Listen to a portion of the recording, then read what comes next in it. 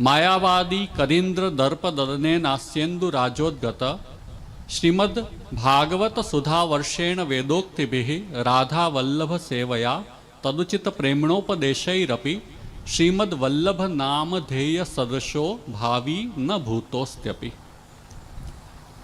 आ श्लोक में श्री गुसाईजी आज्ञा करे छे श्री वल्लभ जेवा कोई छे नहीं, कोई थया नहीं अने कोई थशे नहीं। एटले भूतकाल, भविष्यकाल अथवा वर्तमान काल त्रणेयमां श्री वल्लभ जेवा कोई नहीं। शुं कारण के श्री वल्लभ जेवा कोई नहीं? एनुं कारण आ श्लोकना पूर्वार्धमां श्री गुसाईजी जणावी रह्या छे।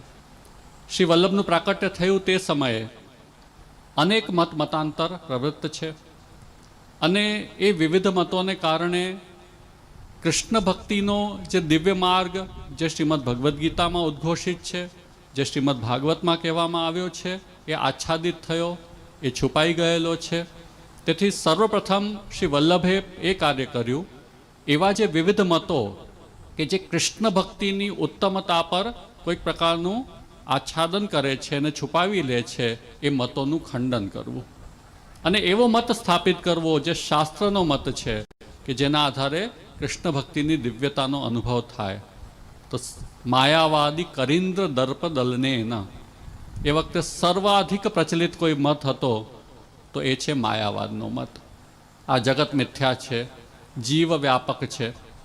यदि आ सिद्धांत होय, शास्त्रना सिद्धांतथी सर्वथा विपरीत वात छे, पण यदि ए वातने मानवामां आवे तो कृष्ण भक्तिनो मार्ग आ स्थिति में प्रवृत्त न थई शके। तो सर्वप्रथम श्री वल्लभे ए कार्य कर्युं कि मायावादनुं खंडन करीने अने ब्रह्मवादनुं स्थापन कर्युं।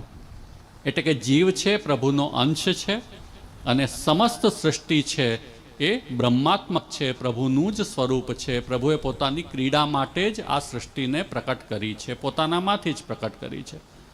तो सर्व जगत ब्रह्मरूप अने जीव प्रभुनो अंश। आ बे सिद्धांत श्री वल्लभे स्थापित कर्या छे। आपणे तो बहुत सरलताथी बोली दईए कि स्थापित कर्या, पण कोई पण सिद्धांतनी स्थापना करवी होय ने एना माटे खूब चिंतन करवुं पड़े, एना माटे खूब शास्त्र वचनोनी संगति सिद्ध करवी पड़े, एना माटे शास्त्रानुकूल अनेक तर्क लगाड़वा पड़े अने त्यारे सिद्धांत कोईक बीजानुं खंडन अने एना पछी स्वसिद्धांतनुं मंडन थतुं होय छे। अने एना माटे श्री वल्लभे अनेक ग्रंथो रच्या। श्री सुबोधिनी भागवतजीनी अणुभाष्य ब्रह्मसूत्र पर, तत्वार्थ दीप निबंध ग्रंथ, षोडश ग्रंथ आदि अनेकविध ग्रंथों में पत्रावलंबन, जेना माटे कहेवाय छे पत्रावलंबने पंडितो जीत्या मायिक मत मातंग। तो मायावादनुं खंडन श्री वल्लभे परिश्रम पूर्वक कर्युं छे। एना माटे समस्त भारतनुं भ्रमण कर्युं अने स्थान स्थान पर वाद द्वारा, चर्चा द्वारा स्वसिद्धांतनी प्रतिष्ठा करी। आजे ए बधुं महाप्रभु जे करेलू छे एटले आपणने जेम पायो मजबूत बने तो ए पाया पर जे निर्माण होय एमां सुरक्षित रीते रही शकाय। ए पायो मजबूत छे एटले आपणे आजे सरलताथी ए मार्गने अनुसरी शकीए छीए। तो महाप्रभुजीए ए मजबूत पायानुं निर्माण पोताना चिंतन द्वारा अने पोताना ए जे प्रयत्न छे, परिश्रम छे एना द्वारा कर्युं छे। मायावादी करीन्द्र दर्प दलनेन, एना पछी श्रीमद् भागवत जे प्रभुनु नामात्मक स्वरूप है। श्रीमद् भागवतनो अर्थ श्री वल्लभ सिवाय कोई जाणी ज न शके। एना माटेना पण अनेक कारणों आ ग्रंथ में बताववामां आव्या छे। तो वल्लभे श्रीमद् भागवतनो वास्तविक अर्थ प्रकट कर्यो अने भागवतनो साचो अर्थ ए ज छे। महाप्रभुजी स्पष्ट आज्ञा करे छे कि बधा शास्त्रोनो अभ्यास तमे करी लो, पछी पण कृष्ण भक्तिनुं महात्म्य न समझ में आवे तो आनाथी मोटो कोई मोह न होई शके। संसार में आसक्ति होय ए तो सामान्य मोहनी वात थई, पण बधा विद्वानो जे आजे पण अनेक विद्वानो होय जे गीता पर प्रवचन करता होय, श्रीमद् भागवत पर कथा करता होय, पण एमने कृष्णनुं महात्म्य स्फुरित न थतुं होय, कृष्ण भक्तिनी निष्कामता एमना हृदयमां दृढ़ न थती होय, एनो अर्थ शुं थयो? गीता भागवतनो कोई सामान्य विचार करे ने तो ए समझ में आवी जाए कि कृष्ण परम ब्रह्म छे, एमां कोई शंका ने स्थान थाय नहीं। कृष्णनी शरणागति अने कृष्णनी भक्तिथी श्रेष्ठ कोई मार्ग होई न शके।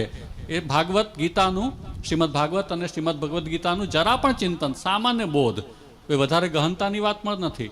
एटલું કરીએ તો એ સમજમાં આવી જાય, પણ મોટા મોટા ચિંતકો, વિદ્વાનો કંઈક ને કંઈક બીજી વાતો ગીતાના આધારે ભાગવતના આધારે કરે તો પછી તેને પ્રભુની લીલા જ ગણવી કે પ્રભુએ એમને એવો અધિકાર આપ્યો હશે, એમનો એવો સ્વભાવ હશે. પણ ભાગવત અને ગીતાનું વાસ્તવિક તાત્પર્ય તો એ ન જ હોઈ શકે. તો મહાપ્રભુજી સ્પષ્ટ સમજાવે છે કે આ જ મહામોહ છે કે પ્રભુની એવી લીલા છે કે એમનો અધિકાર આ માર્ગમાં નથી. સામાન્ય વિવેકથી પણ યદિ શ્રીમદ ભાગવત શ્રીમદ ભગવદ્ ગીતાનું ચિંતન કરીશું તો સ્પષ્ટતયા કૃષ્ણ ભક્તિ કૃષ્ણ શરણાગતિથી ઉત્તમ કોઈ માર્ગ ન હોઈ શકે એ બોધ આપણને સહજ પ્રાપ્ત થશે.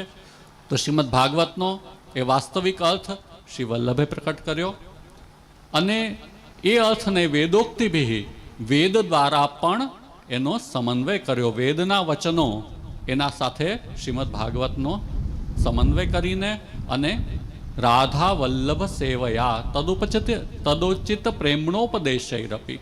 એના પછી કયો સાધન બતાવ્યું, કયો માર્ગ બતાવ્યો? કૃષ્ણ ભક્તિનો માર્ગ. કેમ કે શ્રીમદ ભાગવત કૃષ્ણ ભક્તિની જે ઉત્તમતા છે એને સિદ્ધ કરી રહી છે. એટલા માટે ભગવાન શ્રી કૃષ્ણના સેવાનો માર્ગ શ્રી વલ્લભે બતાવ્યો છે, એને અનુરૂપ ઉપદેશ આપ્યો છે. એટલા માટે વલ્લભ નામ ધેય સદૃશો ભાવિ ન ભૂતોસ્ત્યપી. એટલા માટે વલ્લભ જેવા કોઈ થયા નથી, કોઈ છે નહીં કે કોઈ થશે નહીં. આ વાત બહુ સ્પષ્ટતાએ આપણને સમજવી જોઈએ. સર્વશાસ્ત્રોનો સાર, સર્વશાસ્ત્રોનો નિચોડ એવો કૃષ્ણ સેવા કૃષ્ણ ભક્તિનો માર્ગ શ્રી વલ્લભે બતાવ્યો. તેને અનુકૂળ પોતાનું જીવન પોતાના ચરિત્રને પ્રકટ કર્યા, તેને અનુરૂપ પોતાનો ઉપદેશ આપ્યો અને એના દ્વારા આપણા સૌ પર કૃપા કરી છે કે એવો સરળ સહજ માર્ગ આ કલિકાલમાં આપણે આપણા જીવનમાં ઉતારી શકીએ છીએ. આપનો ઉપદેશ ક્યાંથી મળશે આપણને? એ પ્રશ્નનો બહુ સીધો સરળ અને બહુ સહજ ઉત્તર કે આપના વાણીરૂપ ગ્રંથમાંથી, બીજે ક્યાંયથી ન મળે. એ શંકાને મનમાંથી કાઢી નાખો કે કોઈ પરંપરાથી આપણને શ્રી વલ્લભનો સાચો માર્ગ મળશે અથવા કોઈ વ્યક્તિ કંઈક પણ બોલશે એનાથી આપણને સાચો માર્ગ સમજમાં આવશે. જ્યાર સુધી વલ્લભની વાણીનો આધાર નહીં રાખીએ ત્યાર સુધી સાચો માર્ગ આપણને પુષ્ટિ ભક્તિ માર્ગના સંદર્ભમાં શું છે એ ક્યારે પણ સમજમાં નહીં આવે. એટલે મહાપ્રભુજીનો ઉપદેશ ખૂબ જ મહત્ત્વની વાત છે.